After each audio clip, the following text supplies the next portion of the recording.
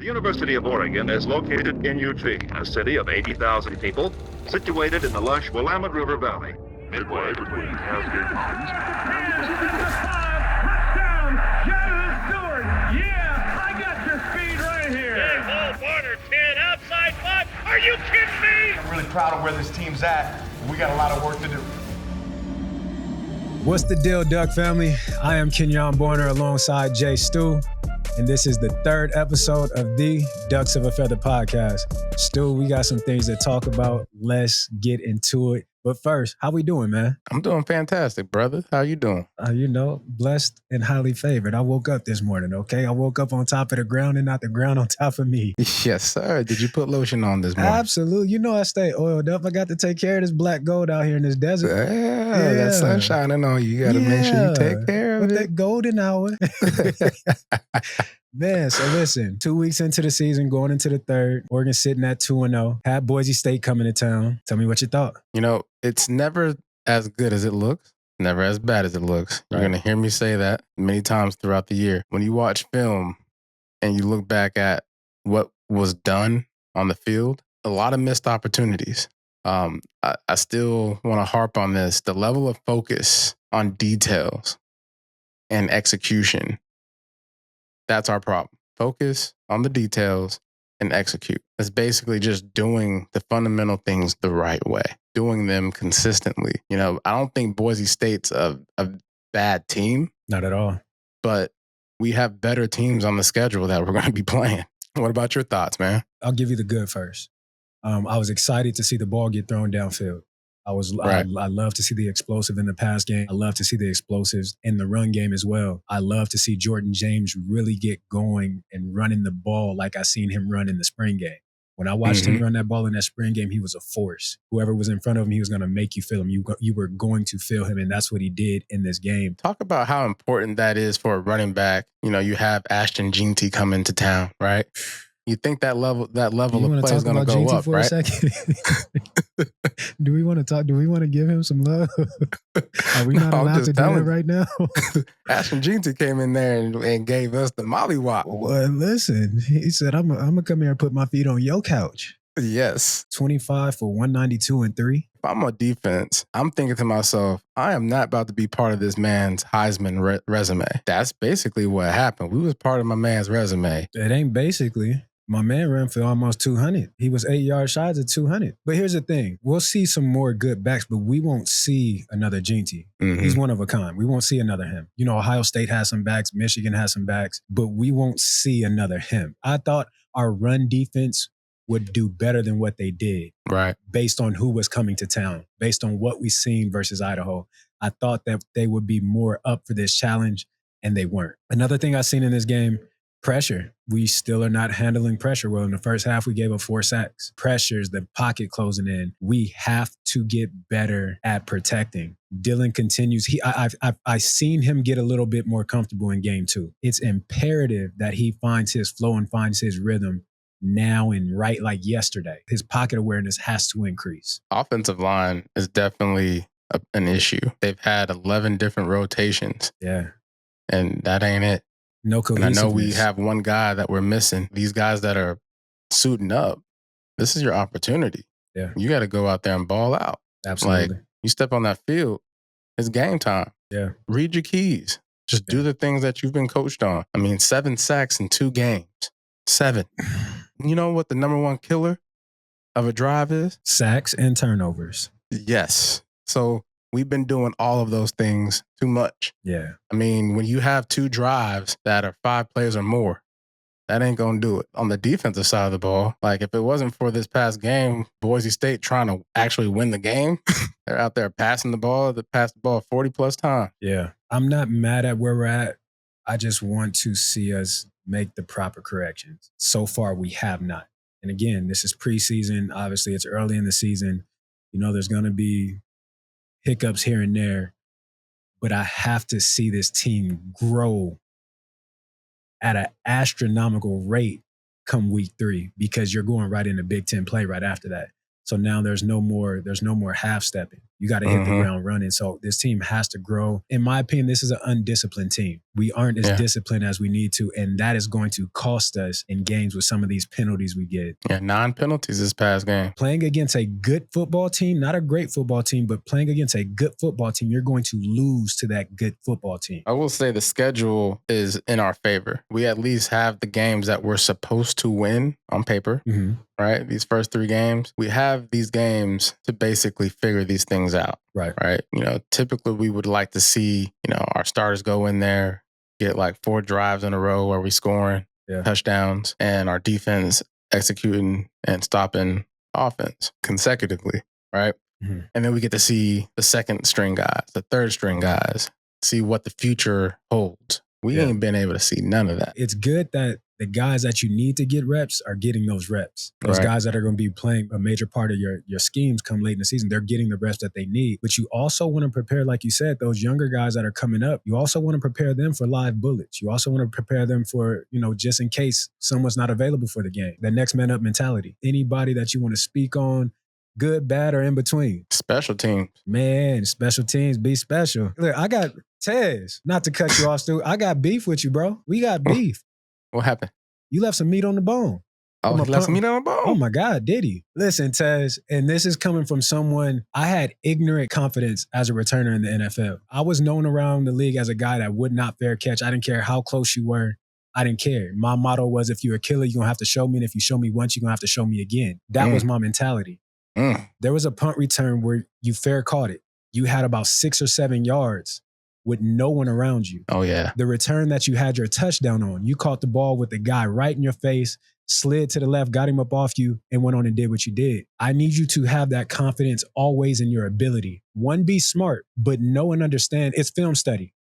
For me, it was studying the gunners. That was the first thing I looked at before I looked at the box. I didn't particularly care about the box. I looked at those gunners. I needed to know what type of players they were, how fast they were, what their releases were. That was my cue. If you study those guys who are getting down first, Tez, you'll be able to impact the game a lot more than what you're doing. Now, mind you, you're making an impact. It was in the end zone towards the big jumbo screen. You had about 6 or 7 yards where you could have really did some damage. You might have had 2. I don't know. But you left a lot of meat on the bone. And I don't want you to do that going into the rest of the season, but going into that next level. I want you to be the returner that goes out and impacts the game every single time you touch the ball. Punt return is not kickoff return. Kickoff return is like baseball. You got to wait on your pitch, wait on the right pitch, swing at it, knock it out the park.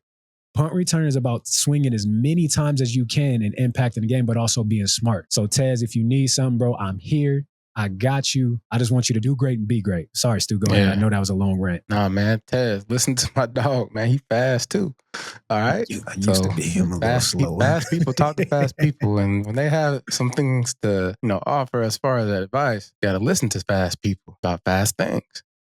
So basically, Kenjon, you basically saying, with them gunners, you basically saying you got to pay attention to see what kind of dog they are. Are they a golden retriever? Or are they a pit bull? There's a lot of guys out there that look the part, that pretend, but they're not really about that. You watch them. They don't want to come down. They don't want to tackle. They don't really want to make a play. They want to make you fair catch. That's what most gunners want to do. But you have to watch film to know that. And when you watch the film, it shows because I can be more risky against this guy because he's not a real tackler. He's kind of just, he's hoping I fair catch to make his job easier. But then there's some killers out there that you got to be mindful of. But it's all about film study. It's all about film study. I don't know. Returners don't typically get coached up like that, Stu. Like, I learned the game from Ted Ginn. I learned the game from Darren Sproles. The guys that really pulled me to the side, took me up under their wing, was like, okay, no. What are you doing? This is what you do. This is how you do it. What are you looking at? Where are your eyes? When you made a career out of it, too. Yeah, that's what got me 10 years in the league. Being able to return that ball and return it the way that I did. So, it's film study. If you watch film, if you study film and you study your opponents, I promise you, Tez, you'll be able to capitalize on every little thing, every little chink in the armor that they have. You'll be able to capitalize on it. So do your thing, brother. So Tez, special teams for you. Anybody else? Devin Stewart, man. Yes. Yes. Wearing the name on his back. Talk Stewart. about it, Stewie. Yeah, Stewie. Nah, man, it's good to hear that name on TV, no matter where or who, doing great things. I mean, he was open all day. All day long. You might as well call him all day All day Stewie. Evan all day. I just really appreciate his ball awareness. Yeah. You know what I'm saying? Like just being able to break out of his route and expect the ball. Yeah. You can teach that, but when a guy actually like feels it and understand the route, the chemistry, I feel like the chemistry that he has with Dylan Gabriel is a beautiful thing. I'm looking forward to seeing much more of that as the season progresses. 5 receptions for 112 yards. You did your thing, Playboy. Yeah, shout out to 112, Peaches and Cream. I like I it, had to do it. I like it. One guy I want to draw attention to, and this is, I'm not attacking you, brother. Kobe Savage, I love you. I love your game. The impact that you have made thus far is tremendous, and I think you're going to make an impact continue going forward. On Genty's long run, headed towards the big Jumbotron. Yeah, the mid-zone play. Yeah, when he bust through that middle, you shuffled your feet and opened the gate, which allowed Genty to extend that run as far as he did. As a safety, you got to come down and you got to be a killer. And I'm not telling you to go up and hit everybody up high. That's not what I'm saying. If you shoot and you attack, you maybe make him stutter his feet a little bit. And that run is, instead of being, I think it was 60 some yards, it might have been. Mm-hmm. Instead of it being a 60-yard run, it may be 30. It may you make the tackle. But be confident in your ability because you're a dog. You are an absolute dog. You are what your last name is. You are a savage. Have that mentality all day long. It doesn't matter who's coming through the hole. It doesn't matter who has the ball in their hand. Your last name says it all. You are a savage. Live that. Be that. Breathe that. Instill fear. You gotta want to hit somebody in the goddamn throat, man. Listen, you got it in you to do it. And I understand it. Genty was running that thing and he was being physical. So I'm not going to sit here and act like he wasn't. But you have the ability to be a difference maker in this defense. You have the ability to be a guy where when we get on that scouting report, okay, we got to know where number 5 is. Understand who you are. And it doesn't matter who's in front of you. Marshawn Lynch said it best. You're going to have to hit the duck. And I'm quoting Marshawn Lynch. Run through a motherfucker face. And if you do that enough times, I promise you, they won't want to run the ball no more. I don't care who the running back is. They could love it. You get tired of getting hit. Stu, you a big back. You're a little bit different breed, though. You're a little bit different breed. I like that contact. I was basically on the other side of that. I was basically saying, like, look, I'm going to run through your face mask as many times as possible to where you quit. Stu's a bad example. He's a bad example. Today. But yeah, Kobe, you got it in you, bro. And I just want to see you be great. To go to that next level, that's a tackle that you're going to have to make, that open field tackle. So this isn't about calling you out. This isn't about picking on you or anything like that. I just want you to be great. And great safeties make those plays. And you got it in. And I'll say this. When you have a player, Genty's stature coming into Eugene and you get a chance to play a guy like that, guess who's watching? Scouts, NFL teams. I guarantee you, if you go and smack Genty to where he gets a tackle for a loss when it should have been a 10-yard gain at least, someone's going to be like, hey, who's that kid? Yeah. Oh, that's Kobe Savage. Oh, wow. I love his name. Show me some more film. Oh, wow. We can bring this guy in like this year. We can get a lot of jersey sales too, because that last name Savage is a name. That's going to carry. That's going to sell a lot of tickets. Man.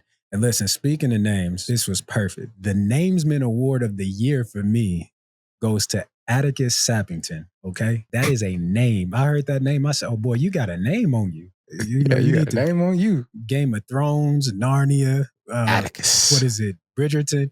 You got a name on you, bro. So shout out to Atticus, okay? Atticus Sappington. You got a name on you, bro, and I love your name. But listen, let's jump into what we call film review, baby, where we're going to have 4 plays for you, and we're going to run them for you, and we're going to talk about them. Let's jump into it. Up first, at number 4, we got Evan Stewart on his touchdown, running that post. Talk to me about it, Stu. Yeah. You see, what's this dance called, first of all? That was tap dance. I thought it was tap dancing. I thought it was river dancing at first. It might have been. We might both be wrong. What you see here, you have a drag and you have a dig and a post. The drag and the dig got that safety out of the middle, pulled to the line of scrimmage. You basically create a defense to be pulled in, right? Pulled into the backfield, pulled into these routes that are coming underneath, and allows for a quarterback to have the good timing with a receiver like Evan Stewart to be wide open. especially when he beats the guy like a drum. Once he crossed his face, he stood no chance. No chance. He was lost. As Stu just talked about, we got Tez on the punt return. What I loved about this right here, that vision. Get off me. I'm not scared of you. I don't fear you. I know you're here, but I'm gonna make a play. This is a perfect punt return. Get through the middle of the field, get to the sideline, get to the Calvary, let the guys usher you in. He did that. Get to the end zone, celebrate with the guys. Listen, this was one of the biggest plays in the game. You know, special teams touchdown, oftentimes a team that scores that special teams touchdown wins the game. And that was the case in this situation right here. That is a beautiful return, Tez. Yeah. Beautiful return. Great job with the blocks, too, on the way. Yeah, man. This was great. This was absolutely great. I love it. And I love the celebration. I love the celebration with the guys. Let's get to number 2. Noah's 100-yard kickoff return. Stu, talk to me. Noah Whittington running like a running back. I love it. Coming off of contact, finding some open space, and there's nothing but green. And you got your boy, good Lord Almighty, Devin Jackson. You running like a goddamn 100-meter dash, boy. He hawked you, Noah. Listen, we got to talk about this now because he hawked you. That, Noah. Are you fast or is he fast? What's going on? I think he's just faster. You know, they say he's the fastest linebacker in the country. In the country, for sure. In the country, in the nation. You think scouts putting that on, looking at this on tape like, who's 26? Now. Oh yeah. But shout out to talk about it. Jaden Lamar, because there's only one problem with this play, right? Great job shedding blocks, running an open field, got your blockers in front of you, and you cross the goal line and you leave the ball. Well, the most important thing on that field is the ball. Yes, it is. There's a lot of heartbeats on that field, 22 of them. I don't know how many refs are out there, but there's only 22 men in football equipment. Y'all don't matter as much as that ball right now. That ball and is the shout most out to Jaden Lamar for picking it up and recording himself a touchdown. Absolutely. And that brings us to the number 1 play of the game. Jaden picking that thing up. Heads up play. I don't know what made you think to do this, but this is heads up football. Heads up. Because this game turns out completely different without you picking that ball up. You didn't even go celebrate with the guy. What was it? I need to talk to you. We need to talk to we need to have a him conversation. It was, okay, we scored the touchdown. It's arguably the biggest play in the game up to this point, but I'm not going to celebrate. Let me pick this ball up. What in your mind, Jaden, said, I got to pick this ball up? Did you Jaden probably did you was thinking see about him? Deshaun Jackson when he did it against the Cowboys? Or a boy from Utah that did it against Oregon at Utah. Yeah, he been watching football. You a student of the game, Jaden Student Lamar. of the game. Shout out to Jaden, man. You Maybe did we your should thing. we should have a student of the game award every game. I like that. I like that idea. Somebody that's doing something very studious and like, man, if it wasn't for that guy picking up that ball, we would be 1-1. Possibly. Yes, we would. No, ain't no possibly. Yes, we would. Because Genty was over there carrying the ball, boy. Yes. All right. So those were the top 4 plays of the game for us. We hope you guys enjoyed it. But we're going to jump into this new segment that we bring into you guys. It's called Duck and Dive. Dive into the archives of my guy, Lord Jay have Stu. mercy. Whether it be football, whether it be comedy, whatever it is, they're going to be in the archives. So let's jump into this Duck and Dive, okay? You know this, just on the intro. Okay, Stu. Another guy that wants to sell tickets to his own gun show. Yeah. Boy, you look primal when you hit that bear crawl. Wait a minute. Hold on. The shorts. Stu, what are we wearing? Wait a minute. Hey, you man. know this was early. This had to be late 90s. That was 2008. Let's run that back one more time. You threw up the perfect O. There's another guy that wants to sell tickets to We his know own that. gun show. Look, you look primal right there, okay? Ladder, easy work. Here's my question. What was that at the end? What was I, what? What was that at the end? Was the high knees? What was that? Well, I got a story for you, Kenjon. Okay, I got a story for you. Talk to me. You ready for this? Talk to me.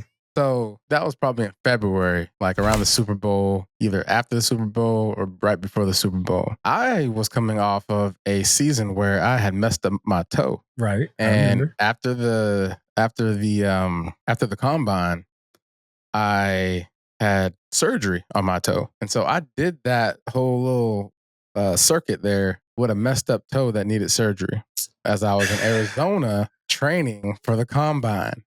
Okay. So yes, I was I out don't care. there You're not for the gonna TV. listen. You're I was not out there ruining for it the for me. television. No. You know, I wasn't even gonna do it, right? But my agent was like, "Hey, just go ahead and do it. It'll be fun. Just don't hurt yourself." Don't you hate when you get enjoyment out of something and somebody tell the real story and make you just kind of Yeah. You should just feel bad takes the right now. wind You right should out of feel yourself. shame right now. That's I had crazy. to go. I had to go through surgery. People was talking about me. That was like, "Yeah, John the Stewart. He just had surgery. He's going to be a 3rd round pick after the surgery." Man, they didn't know what they was talking about. Cause Stu, what round would you pick in? Oh, 1st round, 13th. But that was hilarious though. You saw them shorts. I seen the shorts.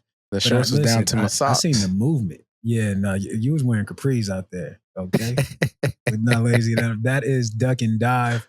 Hope you guys enjoyed that as well. That is a new segment that we'll be bringing to you. You know, you'll see some of your favorites on there. I can't wait to find something on you. You ain't gonna find me wearing jeans doing a workout like you was just in. That's Boy, for sure. Bro, that was basketball shorts. You was out there in cargos. Those are basketball shorts. Those are basketball shorts. No, listen, I don't know Man, what you was wearing back then. You ever wore 4XL basketball shorts? No, I wore 4X t-shirts back in the day though. 4 and 5X. Okay. So I was wearing 4X t-shirts and shorts. Well, we all weren't built like an action figure. Okay, we aren't built like a Ninja Turtle. Okay. Yeah, them pro tees. Next up, ladies and gentlemen, we'll be chopping up with former Ducks linebacker, number 35 in your program, number 1 in your hearts, Spencer Paysinger. Spence, what's going on, baby? How we doing? I'm good, man. I don't know if I'm number 1 in hearts. You got to be number 1 in some. And yeah, my wife and kids, but I'm probably number 64. Them the only That's hearts all that matters at the end of the day. That is it.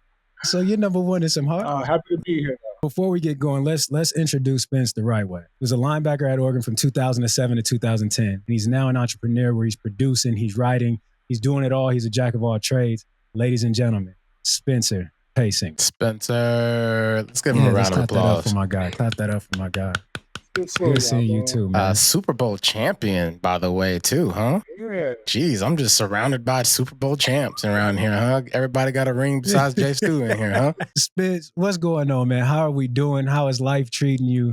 How is the film industry? How is the film world? What's going on in your world that the Duck fans would need to hear from and need to know about you? What's going on, brother? Man, first off, the family's happy. They're healthy. A 5-year-old son, a 7-year-old daughter, beautiful wife. The family's great. So, that's all I can ask for. As far as the industry, on the other hand, it's pretty real out here. We've been fortunate enough for All-American to kind of stave through some of this wilderness here. But yeah, it's an interesting time in the industry. There's a lot of stuff sort of being burnt down to be rebuilt, and we're just kind of in that flow of seeing where the ashes fall, so we can find those bricks to build back again. Speaking of All-American, it's entering the 7th season, correct? 7th season, yeah. We just began writing season 7 2 weeks ago. Well, how's that process? It's good. It's sort of like a refresher. It's weird to say we're in 7 seasons and we're kind of jump starting again, but we've sort of said goodbye to Spencer James in its current iteration. So looking to see if we can carry All-American into a new era. Great job, man. Like when I was watching this show, I'm legitimately just like in awe. Like, this is my man I went to college with. Thank you, man. It was sort of this idea that it actually started off as a hobby. Just teaching myself how to screenwrite when I was in the NFL, and every Tuesday, which is our off day, I would just go see a new movie, and it just got to the point where I just started thinking like maybe I could write some of the stuff that I'm seeing on film. Mentally, I say I retired December 27th, 2017, and then by April 2018, we were shooting the pilot for it. So it's been like a crazy transition out of the space, out of the NFL. But I can happily say I'm a writer, a writer, producer, and then, casual director here and there. The foundation really started with sort of like all of our OG, James Harris. I'm pretty sure all of us have some profound story of James Harris helping us in some capacity. And for those of you guys that don't know, like James Harris started out as, the nutritionist that came from Nebraska, I think like my redshirt freshman year, I want to say, and ended up leaving Oregon with Chip, like almost like second in charge of that whole thing, just because he knew how to talk to players. He knew how to connect with players. He always had that door open to go, hey, if you got anything you're going through or whatnot, just like come chop it up with us. So I was an econ major at Oregon, and he kind of saw how I was trying to like understand the world beyond football. And he really just, tasked me with plugging me into the economy of Eugene, Oregon. So he's like, yo, you're an Oregon Duck. Go sit with this businessman. They do a lot of the catering for the Ducks. Go sit with this person. They own a bunch of restaurants over here. So he was really just interested in letting me discover the economy of Eugene, Oregon as a Duck. And I kind of just kept that up through the NFL. Like every offseason, I would do a new internship or a job trying to experience. But I learned that from him. He's the one that instilled that life after very early. The transition out of the space, as quick as it was definitely jarring in some parts, because you guys understand it's part of your identity is tied to being that person on the gridiron. You eat, breathe, sweat football, and then when you walk away from that, who am I? Like I gotta kind of redefine myself. And fortunately for me, I had All-American to help kind of breeze me into a new profession. I truly feel like you're never truly transitioned out of the game, because we've spent 20 plus years being with that sport. It will always be in us in some capacity. So young guys, if you're listening, find you something that you're passionate about, find you something that you enjoy, and your life will be better for it. Now I want to get back into you, Spence, but I want to jump into this Duck football. What are your overall thoughts on the team this far, 2 games into the season? Tell me what you think. I'm extremely biased, obviously, you guys. We're all there, but this time of the year, I actually think it's sort of insulting that the starters aren't out by the third quarter. And we're spoils and riches over here, but we remember a time where that was just the standard. I remember a time where Michael Clay and Kiko Alonso, me and Casey's number 2s, are getting just as many reps as we are. We're looking at the stats and we're like, how do you have 7 tackles and I only have 6? How do you have a sack and I only have like we literally had, anywhere from 4 to 6 guys tallying the same stats, to the point where, going through the draft process, like NFL scouts are looking at me like, why is your production not high? And I'm like, because we were blowing teams out. The 2s are in. Like, I feel like the roster's there. The talent is there. But everything that's happening with the transfer portal and NIL and stuff right now, I feel like it's robbing us of that connective tissue that it takes to make a championship caliber team. There's something to be said about those guys, those glue guys that can kind of stay on that team for 3 to 4 years or so and onboard the new guys into the culture.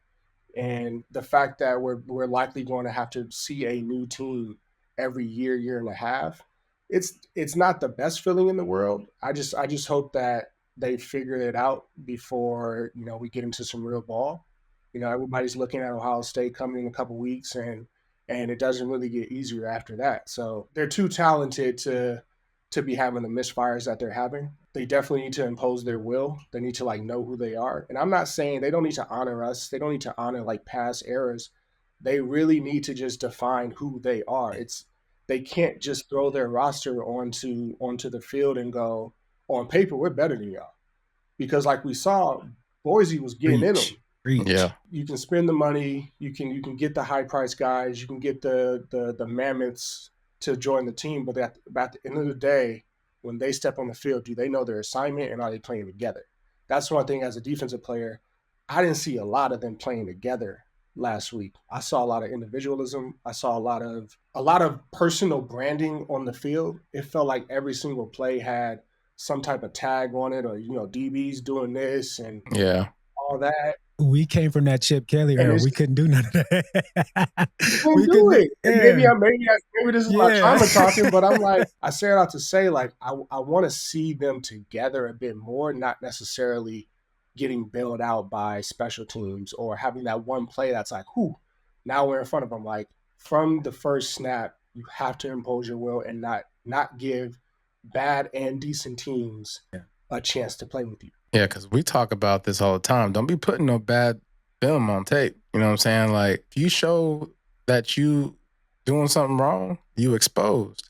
Not just to the team that you playing, but you exposed to the next 10 games you The got. rest of the season until you change it. Right. Blood in the water. You guys know they call it blood in the water. If you don't fix a mistake, they're gonna keep forcing you to fix that mistake. And until it is patched up and there's no weaknesses, like they're going to keep exploiting that. And everybody's looking to this Ohio State game coming up, and you're like, yo, the offensive coordinator is None other than our Chip boy. Kelly.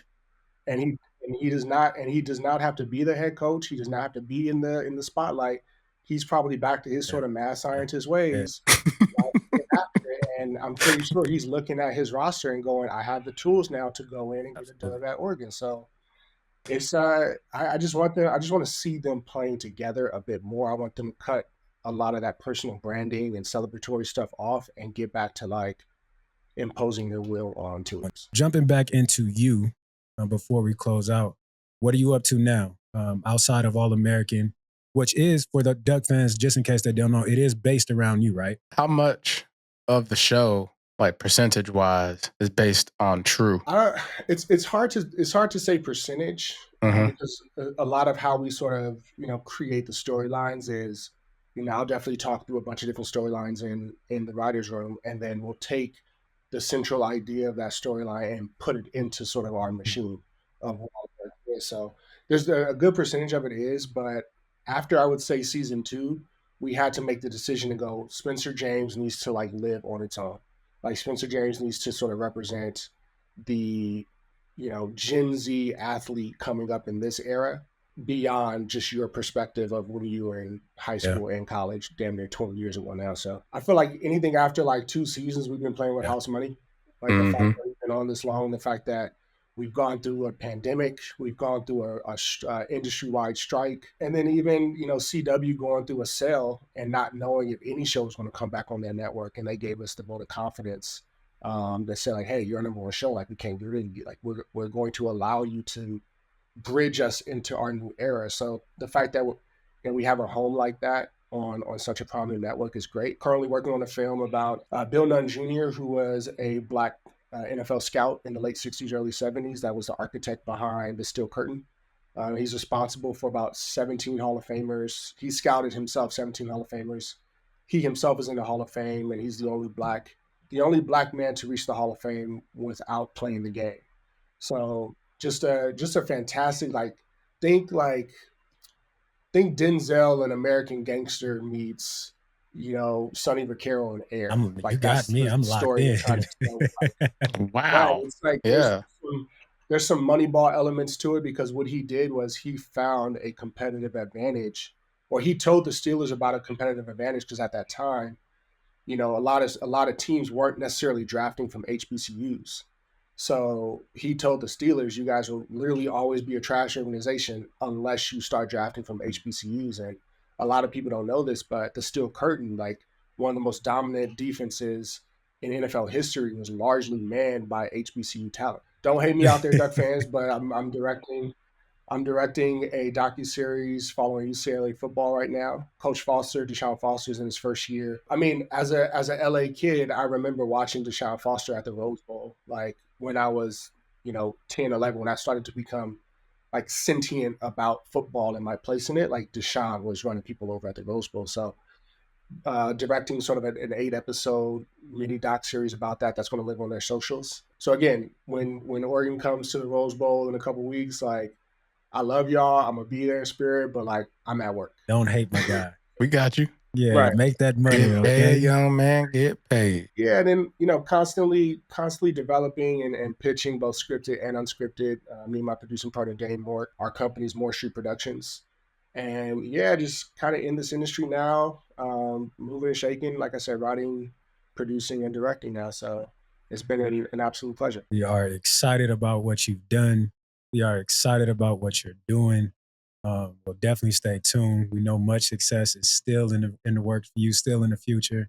We appreciate you coming on, chopping it up with us, giving the Duck fans a little taste of what you've been doing and what you're moving on to. Spencer Paysinger, ladies and gentlemen. Week 3. It is rivalry week for Oregon. You know where we are going. We're going right up the highway over there to Oregon State. But we could call this the Platypus Bowl. You know, why not? We could call it that. Why not? Why not? Oh, the Bigfoot Bowl.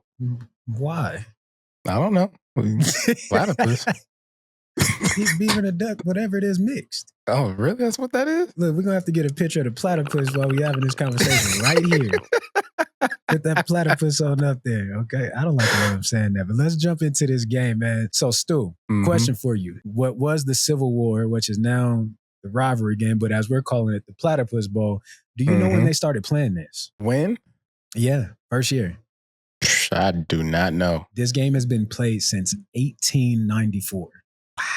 That was the first game. This is one of those games where records don't ever really matter because you just have to be the best team on that day. You know, I've been in some dogfights with Oregon State games where we felt like we should have blown them out, but they came to play. Now, obviously, they never got a win against us back then, 0-4 going away. But we were always in a dogfight until that second half. What do you feel? Before we get to that, talk to me a little bit about your Oregon State days, you know, in those games that you played in. The only time we beat that I was a part of a winning formula was my freshman year when we came out with the duct tape jersey number, tire tread, black jersey, the Fog Bowl. Yeah. And we beat them like a drum. The other time, we lost. Yeah. We went down to Oregon State. The environment was a little crazy. I mean, we had some interference with their fans. They were saying some wild stuff. I remember Jason Williams. We was walking out of the tunnel, fan threw something at us and called us the N-word. I was like, oh, and then Jason was like about to fight. Yeah. We had to calm him down. That was an emotional game because I had a pretty good game and we fought to the end and it just came down to field goals. Yeah. Right. And my last year at home, we lost yet again. This was when I was actually running the football on a messed up toe that you wanted to make fun of me for earlier. Don't get out. Stop being sensy. Hey, man. Don't be sensy. But we ended up losing that game, bro, because our special teams unit wasn't ready to go out and kick the field goal. So the clock ran out. That was crazy. My first experience. Boy, they talked about Bilotti and his wife like a dog.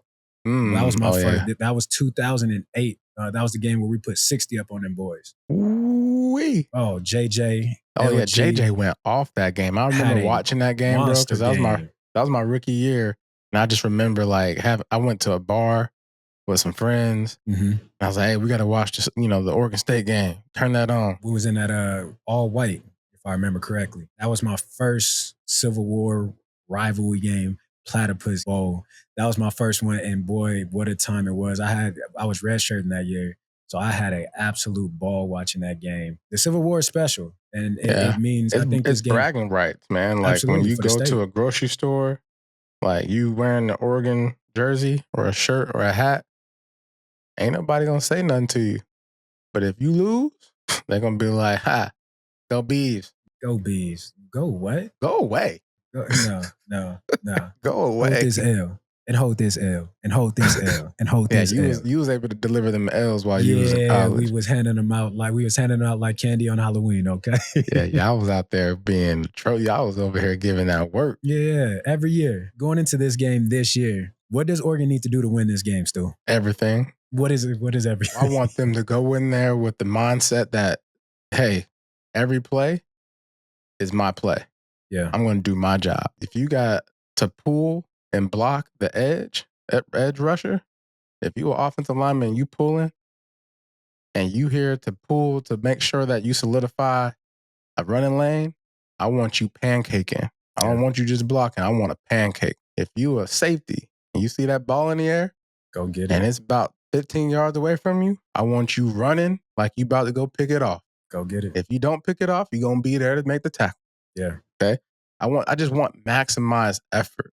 I want guys to be playing for each other. This whole NIL, branding, I got my profile, my Instagram, I got an agent now. Like they telling me to hype myself up or whatever it is, like put that to the side. Curtis Martin always told me this: don't chase provision, let provision chase you. And that Steve, you might have to tell him who Curtis Martin is. Curtis Martin is one of the greatest running backs of all time. Yeah. Curtis Martin is a guy that spent his time. When you go on an away game, right? Saturdays, you got like 2.5 hours to go eat, hang out with your boys. Curtis Martin was going, meeting business owners, meeting like owners of teams, and basically setting himself up for post football. Yeah. Like this guy had it mapped out like no other. Don't chase provision, let provision chase you. Do the things on the field. That's what's going to get you paid. Hone in on your job. Like that's really what they got to do, man. Like, the attention to details. Oh, this running back's really good. He has great vision. Well, study where he likes to go. Right. You know what I'm saying? Study tendencies. Oh, this quarterback, he threads the needle, right? Okay. Well, study your coverages. Study where the weak points are in your coverage. Study the triangle method, right? Like just figure out ways to just be better and share that information with your teammates, right? Bring them in, right? When you watching film as a team, stay 30 minutes extra and watch it as a unit without the coach. You know what I'm saying? Yeah. Talk amongst each other. Start talking about what you're seeing on the field. You have to go into this game, this Oregon State game, with the mindset that whatever we put on film the last 2 games, it ain't gonna work. Yeah. It ain't gonna work. We can't go into this game thinking, oh, well, special teams will save us. Right. Nobody's coming to save you. Right. Ain't no capes around here. Because Oregon State is gonna be pissed off. So they got something to prove. If I'm Oregon State, I'm thinking to myself, this is our bowl game. Yeah. I get to mess up their dreams. You have to have the mindset that if you don't come ready to go, if you don't have a weapon of choice, you about to get hurt. With Oregon State coming off of their shutout win against SDSU, they're going to be pumped. It's at home. That it's going to be loud. The number one thing for me offensively is identity. We have to have an identity, and I don't know what our identity is just yet. I don't know if we're a run first team or a pass first team. We want to be a run first team. We need to be, as we spoke about on the last episode. That run game is what opens up the passing game. When you open up the passing game, the run game gets easier. It's the yin and yang. So identity, we have to establish who we are. I don't know who this team is yet. I just don't know. So identity offensively is first and foremost. Secondly, we have to eliminate penalties. We have to stop shooting ourselves in the foot. We have to stop killing drives, and we have to extend drives. We have to be better on third down. That's mandatory. We have to be better on third down. And from an offensive line standpoint, we have to handle pressure. That's what has to happen offensively. Defensively, we have to get after that quarterback. We have to make him uncomfortable. And while we're getting after him, we shut down the run game. We can't have another showing like we just had against Boise State. We kind of have to reestablish ourselves as that physical unit because Genty alone kind of out-physicaled us. There was times where it was one-on-one tackles. We have to get that kind of everybody's corralling to the ball. Everybody. We have to have that mob mentality to where it ain't just one, it ain't just two. But when you turn that film on, it's 7, 8, 9, 10, 11 guys around the football. We have to get that mob mentality. I know what you're talking about. Yeah? You're talking about a flock, right? Talking about a flock of birds. Flock to that ball. That's what we got to do. You know what I'm saying? You see flock food on the ground, ball. You got to flock to the food, man. Yeah, we flocking, okay? Throw them seeds out there, throw that Wonder Bread out there, them birds coming. That ball is your seed. Go get that ball. Create turnovers. We create turnovers. We control the line of scrimmage. We win this game going away. Yeah. So, with that being said, Stu, predicting scores has not been our forte these last 2 weeks. It's not been our forte. So if y'all been coming here for betting advice, I'm going to ask you to leave the door. The exit sign is over that way. Leave now. Turn this off. So listen, Oregon is a 16-point favorite. Oregon is yet to cover. They have yet to cover. So we're no longer predicting scores, Jay Stu. I am. No. Because listen, we ain't been close yet. Not one time have we been in 2 weeks. Have we? Not We even haven't even snipped been it, in the dog. ballpark. Not even snipped it. Maybe if we change up, they'll change up. Maybe it's our fault. Maybe it's us. Maybe we setting the bar. Maybe we setting the bar too high. So you saying as fans, we setting the bar too high for the Oregon Ducks that were projected to be national champs No, in some I'm people's saying opinion. me and you are crazy with these scores that we be throwing out on here. Okay, yeah. When is the right time to peak? You don't want to peak too soon. You don't want to peak too early, but you want to continue. It's like a roller coaster. You steady climbing. It's a slow climb. But when you get to the top, you start to look over. You at that thrill point. This is where it gets fun. This is where it gets exciting. This is where it all comes together, and then we go on that drop. That's what we want from this team. That slow build. We're not asking you to do it right now, immediately. Just have that slow grind, but move in the right direction. Let's not take step back. Peaking is about time. I'll use Philly for an example. The year we won the Super Bowl. Yeah. That team, even with Carson Wentz, we hadn't peaked yet. We were still climbing. Even when Nick Foles took over with the 3 games left in the regular season, it kind of seemed like we took a step back. We were still climbing. And you've seen us peak in the playoffs where it counted most. We didn't peak in the regular season to where, yeah, you want to win, you want good seeding, but we peaked when it mattered most, when it was win or go home. When there was no tomorrow, that's when we peaked. And our performance showed each and every game, whether it was against Atlanta, whether it was against the Vikings in the Super Bowl against New England. We peaked and we climbed at the right time. So again, it's not about right now. I don't need you to, I don't want you to come close to peaking right now, but I want you to start that climb as a cohesive unit together. Let's all go in one direction together. It's hard to move in one direction, fighting against the stream. Yeah. Let's move with it. Let's flow. But getting back to this over-under. Ducks favored by 16, Stu. Over or under? Under. I like it, but I'm going to play devil's advocate here. I'm going over. Why? Because I want them to so bad. I want them to so bad. Kenjon. That's where we've been leading with this whole entire time. I want it so bad. I want Oregon so bad to explode onto the scene and have a big game. Especially against Oregon State. Yes, what better game to do it in than against your rival, against the in-state rival, one of the most heated rivalries in all of college football. Why not? The time is now. Do it now. Hey, you got me feeling like I'm about to jump through this video camera. Yeah. Bam. That's all we got time for, man. We want to thank Spence for coming on and making this an even better episode. We hope you guys enjoy it. Stu, I love you. Love you too, dog. Yes, sir. And remember, ducks of a feather flock together.